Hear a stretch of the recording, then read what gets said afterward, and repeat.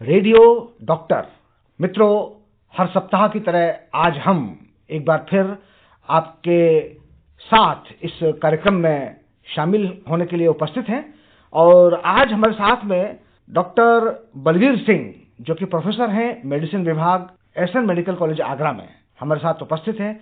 और आज हम आपसे कुछ ऐसी बीमारियों के बारे में बात करेंगे जिनके बारे में लोग अक्सर बात करने में संकोच करते हैं, थोड़ा सा घबराते हैं, शर्म करते हैं और कई बार संकोच और लिहाज करने की वजह से वो बीमारियां कई बार बहुत मतलब खराब रूप ले लेती हैं और बहुत ज़्यादा परेशान करती हैं। तो आज हमारी बातचीत का जो विषय है, यौन रोग, कारण, लक्षण और उपचार।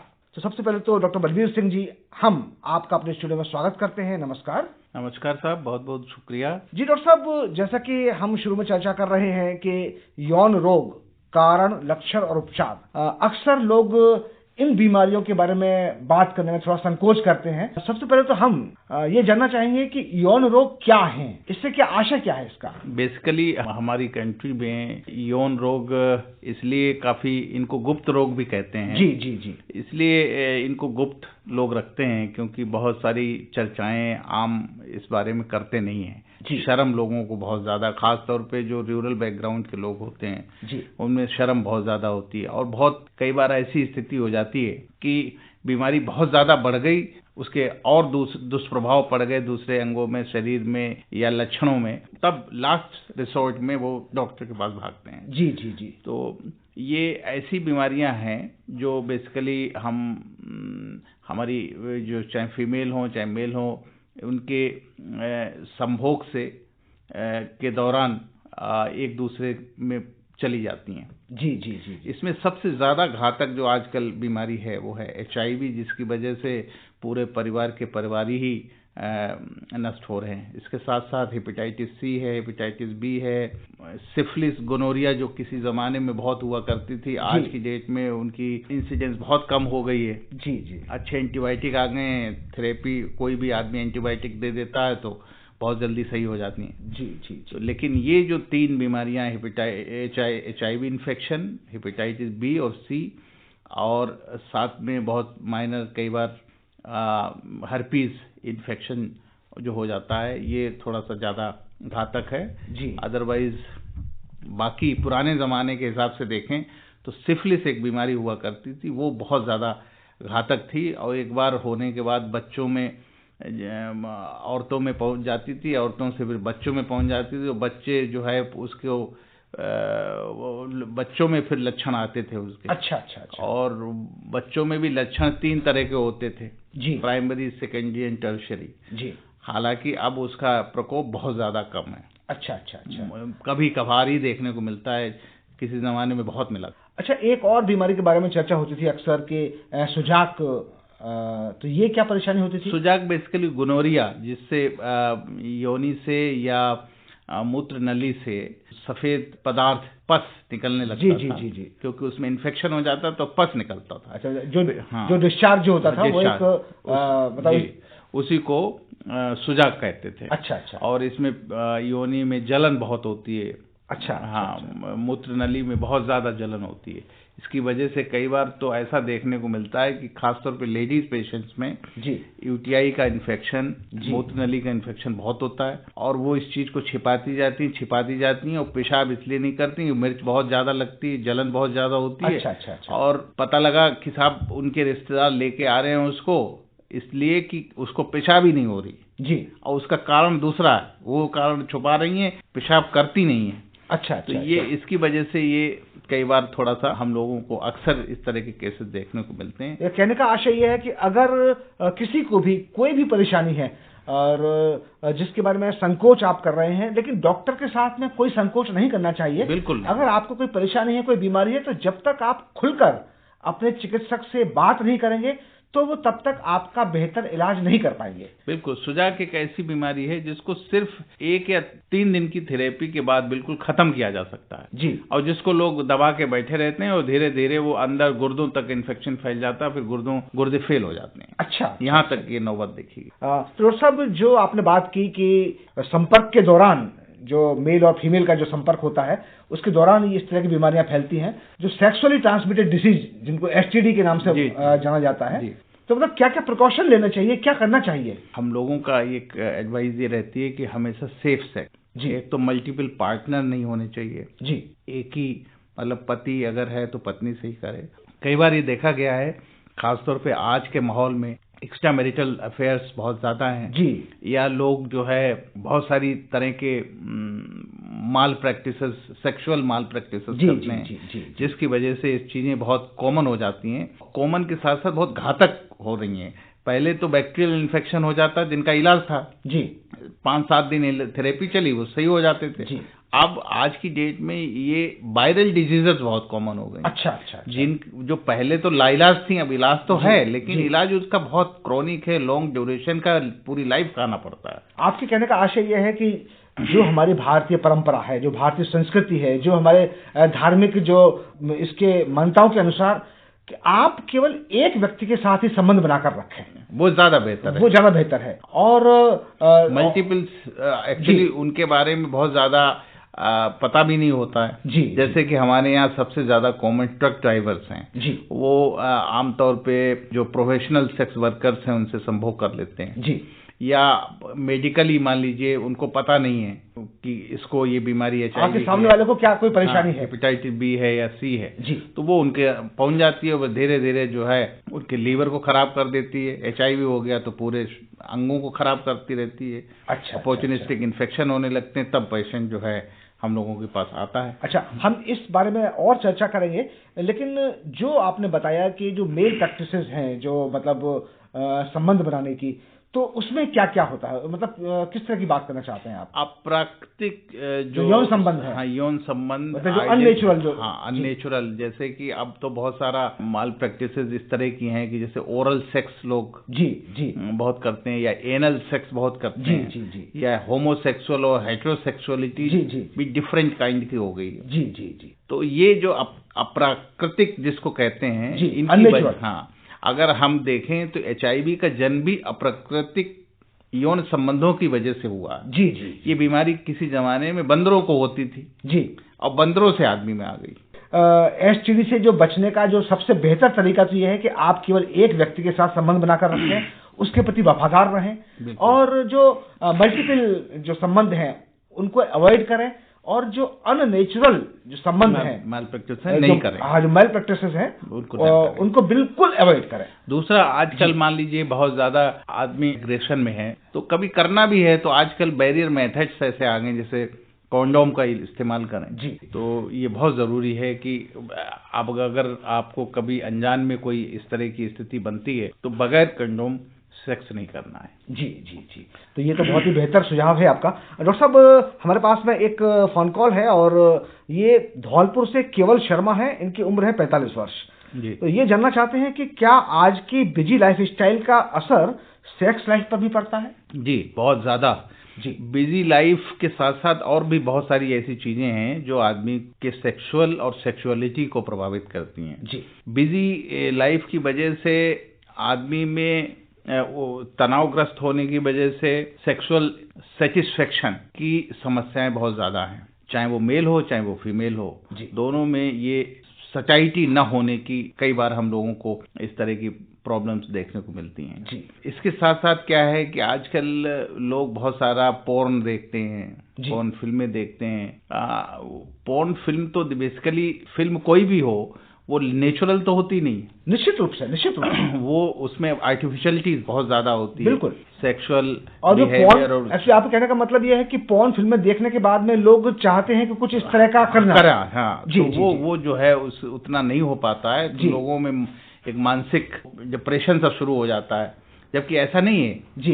ऐसा देखा गया है कि मैक्सिमम केसेस में लोग अतृप्त इसलिए रहते हैं कि नहीं साहब उसने तो इतना हुआ, हमसे नहीं हो पाया जी जी जी। लेकिन प्राकृतिक चीजें बहुत ज्यादा वैल्यूएबल इसलिए हैं कि आप अपने को किसी से कंपेयर नहीं कर सकते। भगवान ने हर आदमी को, हर इंसान को अलग अलग बनाया है, 19-20 का फर्क होगा जी, तो ठीक है, उसमें बुराई क्या है जी, जी। लेकिन अगर कोई कहे कि नहीं साहब जो है हम बिल्कुल ही वो नहीं, तो नेचुरली कुछ ना कुछ प्रॉब्लम है। सही बात यह है कि आपको किसी से तुलना नहीं करनी है अपनी, ईश्वर ने जो बनाया है, जो प्रकृति ने हमको बनाया है, हर व्यक्ति को अपनी अपनी क्षमता के अनुरूप काम करने के लिए या जो भी है सेक्सुअल एंजॉय करने के लिए अपना अपना दिया हुआ है। तो इसी से एक मिलता जुलता प्रश्न है डॉक्टर साहब कि कम उम्र के बच्चे आजकल मोबाइल में पॉर्न वीडियोस देखते हैं, इससे उनकी सोच प्रभावित होती है, इससे क्या नुकसान है और कैसे बचा जा सकता है? ये बिल्कुल सही है कि आजकल क्योंकि इंटरनेट बहुत सस्ता हो गया है और मतलब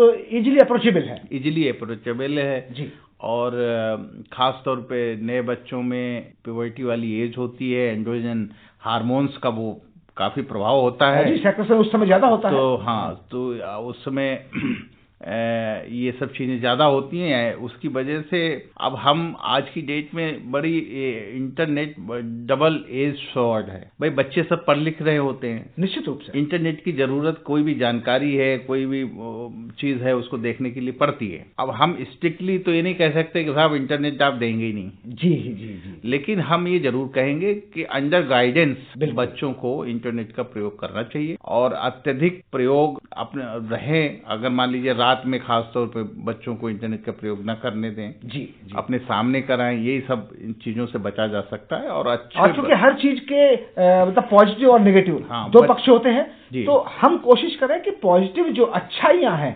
उनको लें और जो नेगेटिव पक्ष है, और विशेष रूप से बच्चों के लिए ये गार्जियंस का दायित्व होता है कि थोड़ा सा आई वॉच रखें और दूसरा उनको संस्कार सिखाएं, वरना तो कुछ पॉसिबल नहीं है। जी, क्योंकि बच्चे आजकल कॉलेजेस में पढ़ रहे हैं, तो आप पेरेंट्स भी वहाँ नहीं हमेशा बैठ सकते हैं। जी। और इसके दुष्प्रभाव यही होते हैं कि वो पता लगा मानसिक रूप से जो है किसी ऐसी समस्या से ग्रसित हो गए बचपन से ही, तो आगे चल के उनके भविष्य के लिए फिर वो ठीक नहीं रहेगा, दिक्कत की बात होती है। डॉक्टर साहब ये वंदना सिंह है फिरोजाबाद से और इनका फोन कॉल है और ये कहती हैं कि मेरी शादी होने वाली है और मैं कभी शराब का सेवन कर लेता हूं, तो क्या इससे कोई समस्या हो सकती है? ये बदन सिंह है। बदन सिंह जी, मैं तो यही कहूंगा कि कभी कभार तो शराब को एज एंजॉयमेंट आप ले रहे हैं तो इससे कुछ भी होने वाला नहीं है। ये सब नेचुरल फिनोमिनन है, सोसाइटी में हर जगह ये सब चीजें हो रही हैं। लेकिन आप रूटीन की प्रैक्टिस करेंगे या एज ए सेक्स वर्धक इसको मान के चलेंगे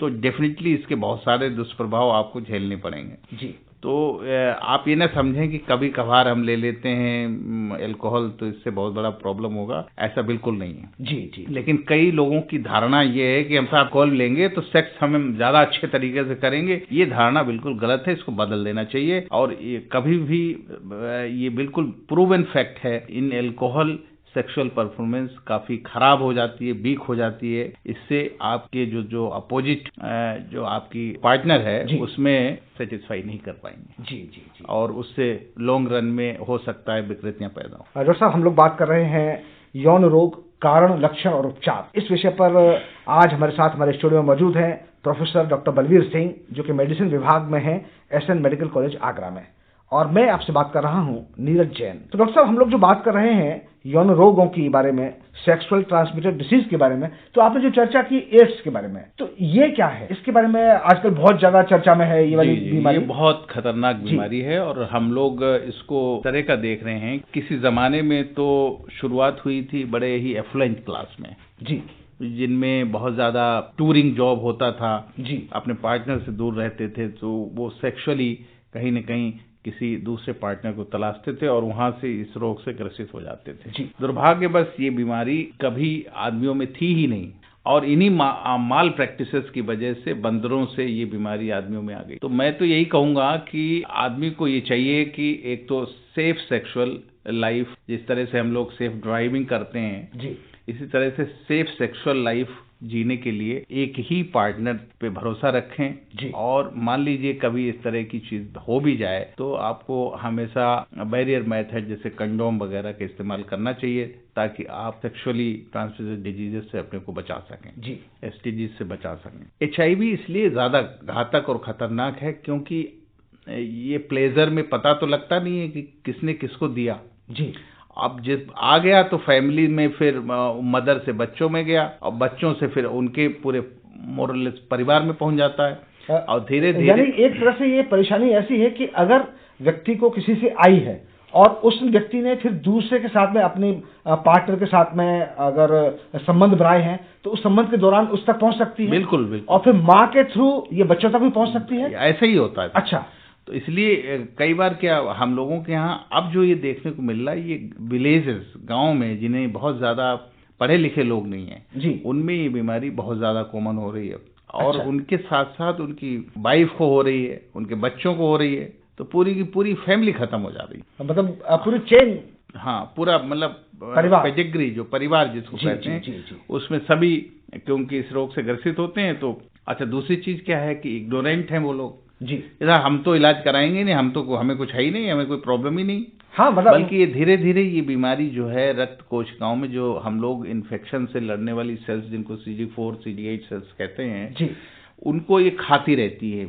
अच्छा। वायरस जी। और फिर एक स्थिति ये आ जाती है कि जरा सा भी इन्फेक्शन हुआ वो उस आदमी में बहुत ज्यादा भयंकर रूप से आ जाता है और वही उसके मौत का कारण बनते हैं। यानी कि आपके कहने का आशय यह है कि अगर ये वायरस जिस व्यक्ति में संक्रमित है उस व्यक्ति की रोग प्रतिरोधक क्षमता है, यानी कि इम्यूनिटी है, उसकी वो खत्म हो जाती है या बहुत कम हो जाती है। और फिर धीरे धीरे दुनिया भर के इन्फेक्शन, चाहे फेफड़ों में हो, चाहे पेट में हो, चाहे दिमाग में हो जी, तरह तरह के वायरल, प्रोटोजोअल, फंगल, यानी कि कोई भी परेशानी है वो तुरंत अटैक कर लेती है उनके ऊपर। और क्योंकि उनकी इम्यूनिटी बहुत कम है तो वो जल्दी से ग्रसित हो जाते हैं। खास तौर पे ऐसे रोगियों को जो मेन लक्षण होते हैं, जी, बुखार आना, रोज बुखार हल्का हल्का बना रहना, धीरे धीरे बढ़ता रहता है, या डायरिया हो जाना, दस्त हो जाना, दस्त सही नहीं हो रहे हैं किसी दवा से, अच्छा, या मुंह में छाले पड़ जाना, मुंह में जो है रिंग्स बन जाती हैं, मुंह में सफेद सफेद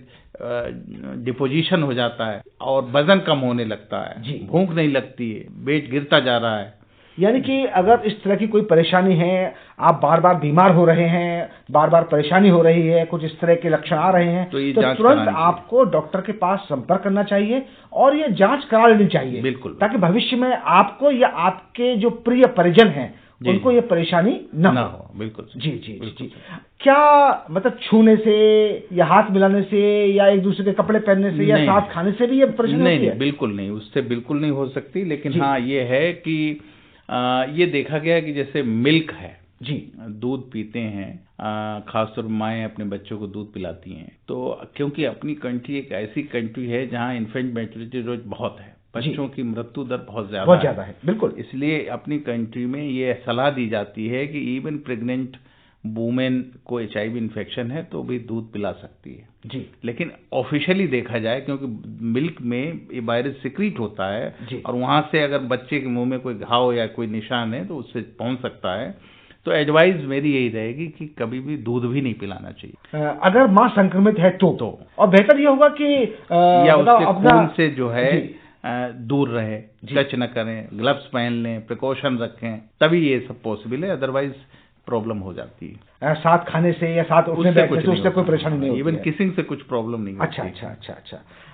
और इसके अलावा और क्या प्रिकॉशन रखा जाना चाहिए एड्स के बारे में? मेन प्रिकॉशन यही कि साहब ब्लड से, क्योंकि ये बीमारी जाती है जी, तो ब्लड प्रोडक्ट हो या जैसे इंजेक्शन लग रहा है वो इंजेक्शन लगा के उसको डिस्ट्रॉय करना चाहिए जी। ये नहीं कि उसी इंजेक्शन से दूसरे को इंजेक्शन लग रहा है तो वो बीमारी जो उसमें इंजेक्शन लगा वो उसमें कीटाणु पड़े हुए हैं उसके सिरिंज और निडिल में, वो जाके दूसरे में हो जाती है जी। और सेफ सेक्सुअल प्रैक्टिसेस करनी चाहिए। बिल्कुल। मान लीजिए अगर डाउटफुल हैं तो आप बेहतर है कि बैरियर मेथड, कंडोम वगैरह यूज करें या ना करें सेक्स। और prevention is better than cure. हाँ, और दूसरा ब्लड जो कई बार ऐसा हम लोग देखते हैं कि वो लेडी तो सही है, उसका आदमी भी सही है, पता लगा था डिलीवरी हुई थी, खून कम हो गया था, खून चढ़वा लिया तो खून जो है चढ़वाएं, या कोई ऐसे इंजेक्शंस प्लाज्मा के आते हैं, सीरम्स के आते हैं, वो हमेशा सेफ होना चाहिए जी। वो उन पे देख लें कि इस पे लिखा हुआ है कि HIV की इसमें स्क्रीनिंग हो चुकी है कि नहीं, HIV नेगेटिव ब्लड होना चाहिए, HIV नेगेटिव सीरा होना चाहिए, तभी चढ़वाना है जी, अन्यथा नहीं चढ़वाना। यानी कि आपको भी अलर्ट रहना है। बिल्कुल जी। मरीज को खास तौर पे जैसे हीमोफीलिया के मरीज हैं जिनको ब्लड फैक्टर्स लगते हैं जी, और बहुत सारे बीमारियां हैं जिनमें ब्लड ट्रांसफ्यूजन देना पड़ता है, उनको HIV इन्फेक्शन बहुत ज्यादा कॉमन देखा गया है जी। या बहुत सारे ड्रग एडिक्ट्स जी जो इंजेक्शन से दवा लेते हैं, और कई बार क्या करते हैं वो लोग कि जरा सी दवा, जैसे आदमी चिलम, हुक्का, बीड़ी, सिगरेट पीता है एक दूसरे को शेयर करके, ऐसे ही वो ड्रग एडिक्ट्स जो करते हैं, वो थोड़ा सा अपने लगाएंगे, थोड़ा दूसरे को लगाएंगे, थोड़ा तीसरे को लगाएंगे। इस तरह से वो एक आदमी को भी अगर उसमें हुआ तो वो फिर पूरे ग्रुप में हो जाता है, पूरे ग्रुप में ये है। और उस ग्रुप के थ्रू उनके परिजनों को, हाँ, खास तौर पे ऐसे लोगों के लिए जो कि इसके लिए बहुत प्रोन है, उनमें होना चाहिए। डॉक्टर साहब, हमारे पास में 2 फोन कॉल हैं और दोनों लगभग एक से ही हैं। एक तो कुंडौल से हैं राघवेंद्र कुमार, जिनकी उम्र है 35 वर्ष। उन्होंने पूछा है कि उन्हें पेशाब करते समय आसपास जलन और खुजली सी होती है। और एक और प्रश्न है जलेसर रोड, टेढ़ी बगिया से रेशम सिंह, इनकी उम्र है 59 वर्ष। इनको भी यही शिकायत है कि पेशाब करते समय बहुत जलन होती है और पीलापन है। तो क्या कारण? नहीं, बिल्कुल ये लक्षण हो सकता है एसटीडी का, जी, सेक्सुअल ट्रांसमिटेड डिजीज का भी लक्षण हो सकता है, या सिंपल इन्फेक्शन ही हो। अच्छा। हाँ, ये भी हो सकता है। जैसे कई बार सुजाक जो होता था, सुजाक की बीमारी जिसमें सफेद पदार्थ जो है पेशाब के रास्ते आता था, ये भी हो सकता है। अच्छा, तो बेहतर है कि अपने डॉक्टर से संपर्क साधें और यूरिन की जांच कराएं, या जो भी डॉक्टर साहब आपको सलाह दें उसको माने और जांच करा के इसका निदान कराएं। लेकिन एक बार जांच जरूर करा लें ताकि चीजें क्लियर हो जाएं। डॉक्टर साहब, हमारे पास में एक फोन कॉल और है ताजगंज आगरा से। ये कुलवीर कपूर हैं। ये जानना चाहते हैं कि डॉक्टर साहब, क्या नशा करने से या धूम्रपान करने से सेक्स संबंधी कोई समस्या होती है? बिल्कुल साहब, परफॉर्मेंस मैंने बताया आपको, जैसे अल्कोहल हुआ, चाहे नशा सिगरेट का हो, भांग का हो, चरस का हो, गांजे का हो, अफीम का हो, इस सब आपको कहते हैं कि एक लिबिडो शब्द होता है, जिससे कहते हैं उत्तेजना बढ़ाते हैं जी सेक्स के प्रति जी।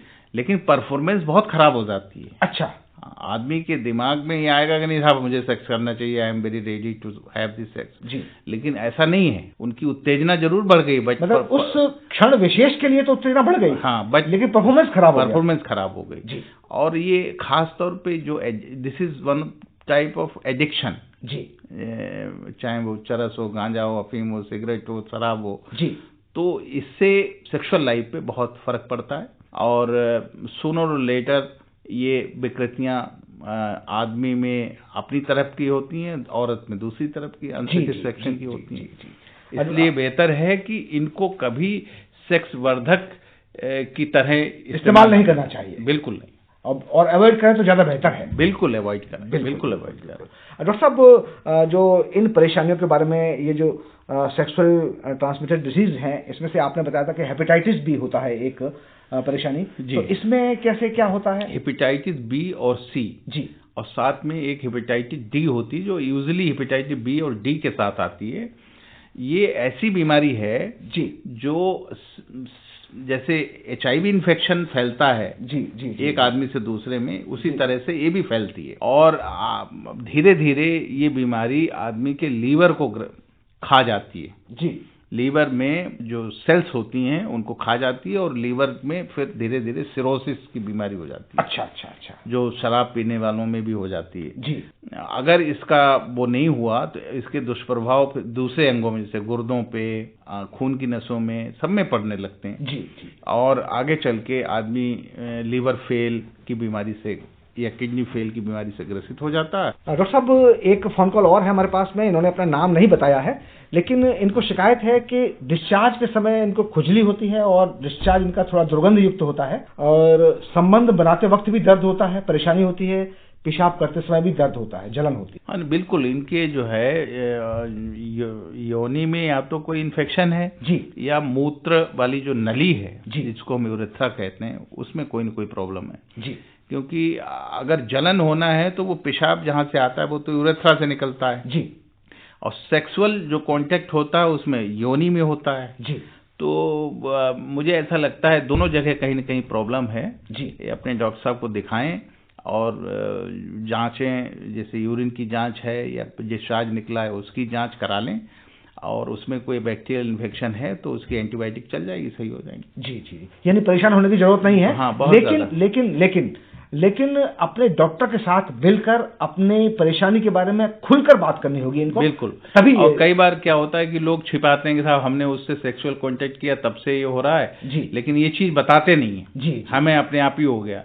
जी। अगर ये बता देंगे कि हमें सेक्सुअल कांटेक्ट के बाद हुआ है तो फिर डॉक्टर को भी आसानी होती है कि उसको कितने टेस्ट कराने। बिल्कुल बिल्कुल। अगर आपने कहा कि नहीं साहब अपने आप ही हो गया है तो आदमी सोचता है कि सिर्फ यूरिनरी ट्रैक्ट इन्फेक्शन हो गया जी, या कोई गोनोरिया टाइप की बीमारी हो गई जी।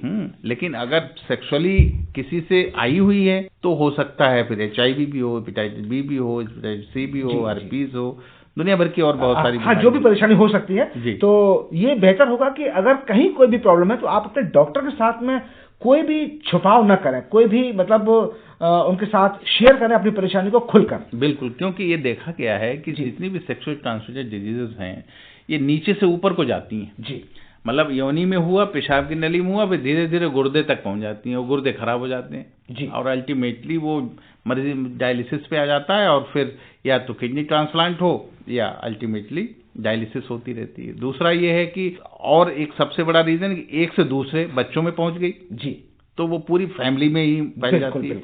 इसलिए इसको इजी ना लें। ये ऐसी बीमारी है जो कि आदमी के जीवन को बिल्कुल डिस्ट्रॉय कर सकती है, नष्ट कर सकती है। डॉक्टर साहब, हमारे पास में एक चलते चलते एक और प्रश्न है, फोन कॉल है कि अगर मान लीजिए किसी को कोई गुप्त रोग हो जाता है तो उसकी जो चिकित्सा है, उसका उचित उपचार है, वो कहाँ पर होगा? वो मतलब डॉक्टर से कहाँ संपर्क करना चाहिए?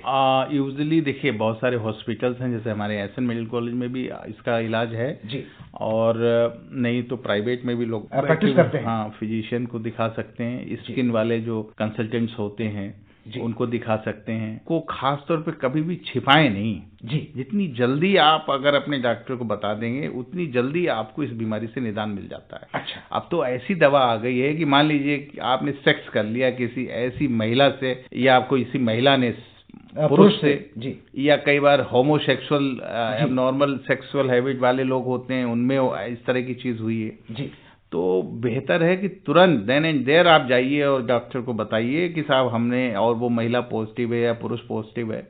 तो अब दवाएं ऐसी आ गई हैं कि तुरंत पोस्ट क्वाइटल पिल जिनको नाम दिया गया है जी, या पोस्ट सेक्सुअल एक्सपोजर प्रोफाइलेक्सिस की दवाई अब अवेलेबल हैं जो 7 या 1 महीने खिलाते हैं हम लोग जी, और उसके बाद जो है वो बीमारी के होने के चांसेस बहुत कम हो जाते हैं। अच्छा अच्छा। या मान लीजिए साहब कभी कोई डॉक्टर के यहाँ गए, इंजेक्शन लगा और आपको लगा कि नहीं साहब ये गलत है, इसने उसको भी लगाया था, उसको ये बीमारी थी और इसने उसी से मुझे लगा दिया, तो तुरंत डॉक्टर को इस चीज़ का रिपोर्ट करें।